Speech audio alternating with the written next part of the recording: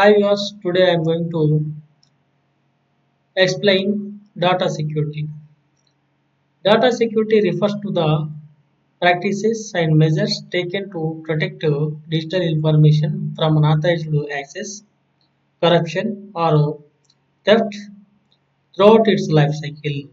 This includes protecting data while it's being stored, processed, and transmitted.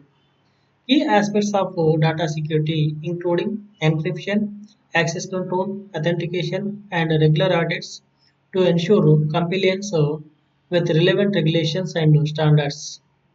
The goal is to maintain the confidentiality, integrity, and availability of data.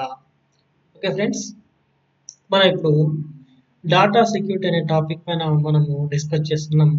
ఇక్కడ data security అంటే జనరల్‌గా మనం రెగ్యులర్‌గా డాటాను protect చేయడానికి మనం ఏదైతే measures తీసుకుంటున్నామో లేదా ప్రొసీజర్స్ ఫాలో అవుతున్నామో వాటిని ఇక్కడ మనము డాటా సెక్యూరిటీ అని చెప్తాం.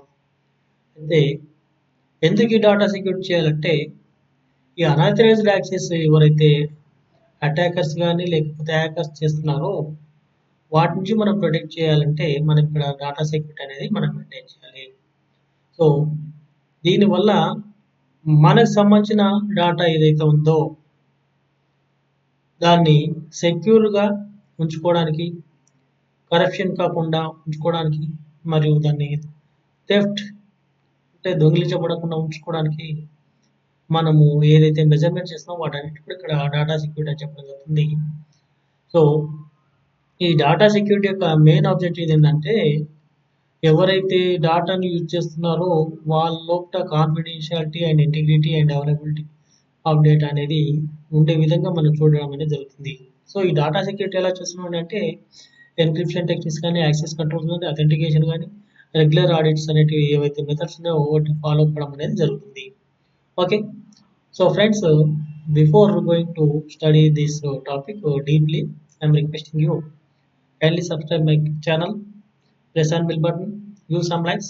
It will makes me a lot of encouragement to do further videos.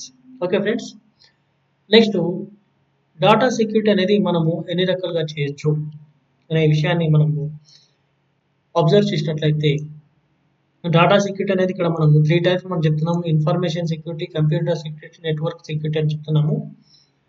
మరి ఇన్ఫర్మేషన్ సెక్యూరిటీ అంటే ఏంటి? Okay, information security refers to the process of protecting data, information from unauthorized user and to allow legitimate users to access the data. Hence, it prevents the data from unauthorized access, revelation, alteration, or disruption. It usually deals with the confidentiality, integrity, and availability, regardless of the existential form of the data.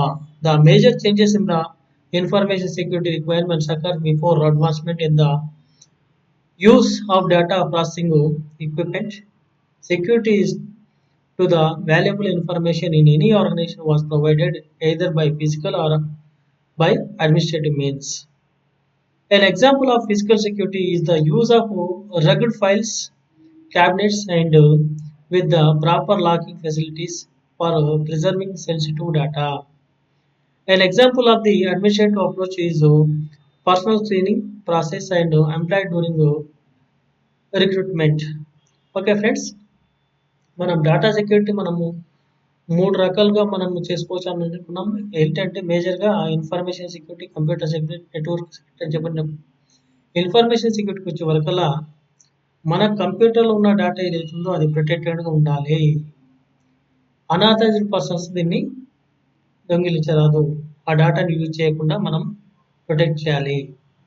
అదేవిధంగా ఈ manipulations అనేది జరగకుండా, data manipulation అనేది కాకుండా చూడాలి. Alterations అనేది జరగకుండా చూడాలి. ఇలా చేయాలంటే మనము డాటాను అనేది ప్రొటెక్ట్‌గా ఉంచాలి.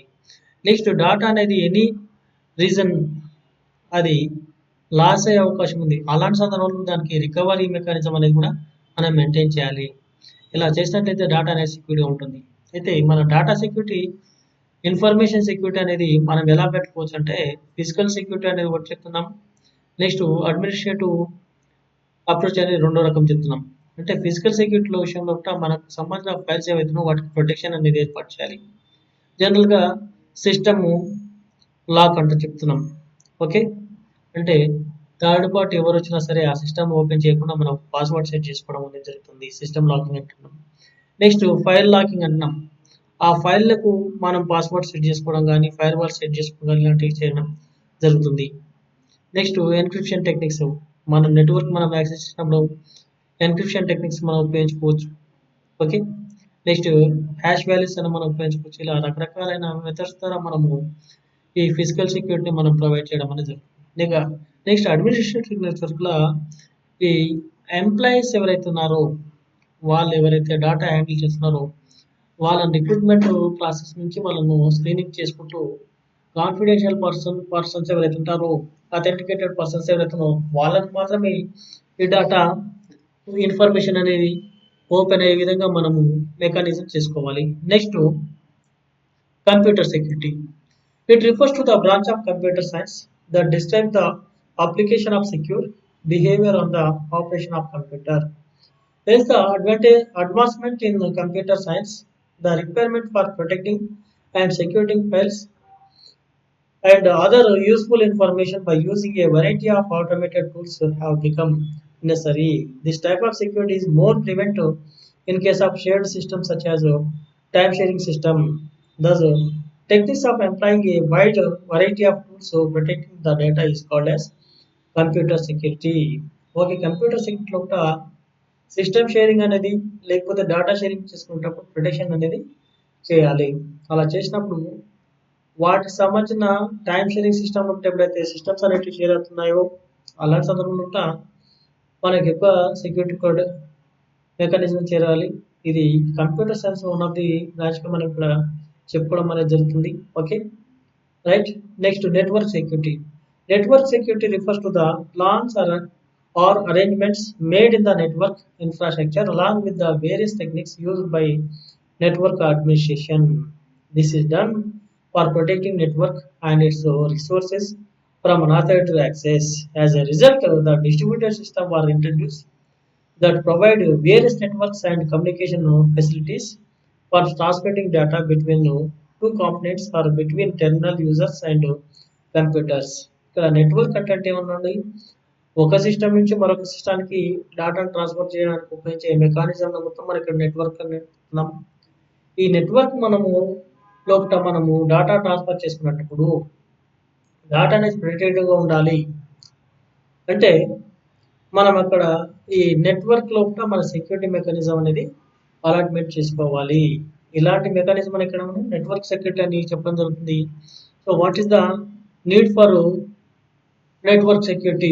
Network security is needed for the following reasons. It is basically needed to secure the network from attackers and hackers. So మన ఇంటర్నెట్ నెట్వర్క్ ఏదైతే ఉందో, మన డేటా అనేది ఎప్పుడైతే మనము ఎక్స్చేంజ్ చేసుకున్నామో ఈ థర్డ్ పార్టీ అటాకర్స్ కానీ హ్యాకర్స్ నుంచి ప్రొటెక్ట్ చేయడం అనేది మొట్టమొదటి బేసిక్ నీడ్గా మనం చెప్తున్నాం. Next it needed to eliminate transmission delays. So in టైంలో కూడా నెట్వర్క్ అనేది ద్వారా మనము డేటా సెండింగ్ అనేది రిసీవింగ్ అనేది చేసుకోవాలి. అలాంటి డిలేస్ అనేటివి కాకుండా ఉండాలంటే మనం స్పీడ్గా డేటా అనేది కమ్యూనికేట్ చేయాలి. అలా చేసినప్పుడు ప్రాపర్ పర్సన్స్ మనకి ఇది వెళ్ళాలి డేటా. అలా వెళ్ళాలంటే మనము ఈ ట్రాన్స్మిషన్ డిలేస్ ఏవైతున్నాయో వాటిని అవాయిడ్ చేయడానికి నెట్వర్క్ సెక్యూరిటీ అనేదాన్ని మనం యూజ్ చేయాలి. Next it is needed to perform secure information transfer by eliminating unwanted editings. So మనము సెక్యూర్ మెసేజింగ్ అనేటప్పుడే మనం చెప్తున్నాం, మనం ఏదైతే మెసేజ్ పంపిస్తున్నామో ఆ మెసేజ్ అనేది యాజ్ టీస్గా రిసీవర్ సైడ్ వెళ్ళాలి. మధ్యలో అన్వాంటెడ్ ఎడిటింగ్స్ అనేవి జరగకుండా, అంటే ఆల్టరేషన్ కానీ డిలీషన్ కానీ లేదా మ్యానిపులేషన్స్ కానీ జరగకుండా మనము ఈ నెట్వర్క్ సెక్యూరిటీ ద్వారా మనము కంట్రోల్ చేయాలి. అంటే థర్డ్ పార్టీ వాళ్ళు ఈ మెసేజ్ను వాళ్ళకి వెళ్ళకుండా చూడడం అనేది.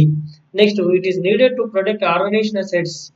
సో మనకు ఇక్కడ ఫైనాన్షియల్ ఇన్ఫర్మేషన్ అనేది నెట్వర్క్ ద్వారా లీక్ అయినట్లయితే దానివల్ల మేజర్ లాస్ అయ్యే అవకాశం ఉంది. కాబట్టి ఈ ఆర్గనైజేషన్ అసెట్స్ డాటా సీక్రెసీ ఏదైతే ఉందో వాటన్నిటిని కూడా మనము నెట్వర్క్ సెక్యూరిటీ ద్వారా ప్రొటెక్ట్ చేయవలసిన అవసరం అనేది ఉంది. It is needed to protect the data from unintentionally or intentionally access by the unauthorised users. కొంతమంది డాటాను తెలిసో తెలియకనో వాటిని ఓపెన్ చేయడం అనేది జరుగుతుంది. అంటే వాళ్ళకు ఎలాంటి పర్మిషన్ అనేది ఉండదు. ఆథరైజేషన్ అనేది ఉండదు. అలాంటి వాళ్ళు చేసినట్లయితే దానివల్ల ఇన్ఫర్మేషన్ సీక్రెసీ అనేది పోయే అవకాశం ఉంది. కాబట్టి మనము అలాంటి ఎవరైతే యూజర్స్ ఉన్నారో వాళ్ళ నుంచి కూడా మనం ప్రొటెక్షన్ పొందాలంటే మనకి ఇక్కడ నెట్వర్క్ సెక్యూరిటీ అనేది అవసరము. It protects the network against the passive and active attacks. So కొంతమంది passive attacks and active attacks అనేది చేస్తుంటారు. అలాంటి వాటి నుంచి కూడా మనం ప్రొటెక్షన్ పొందాలంటే నెట్వర్క్ సెక్యూరిటీ కావాలి. It is also required to prevent data from getting misused. It is also required to recover the system from failures and data losses by applying various policies and procedures. It is also required to protect your data from threats which occurs due to the change in technology infrastructures. It is also required to avoid modifications, exploitations, and refusal of network and resources. It is also required to deliver accurate data and destination, and it is also to protect your data against cyber crimes. So మనము ఇలా మనం చెప్పుకున్నట్లయితే cyber crimes నుంచి protection పొందాలన్నా గానీ మనకు data security, network security అనేది కావాలి.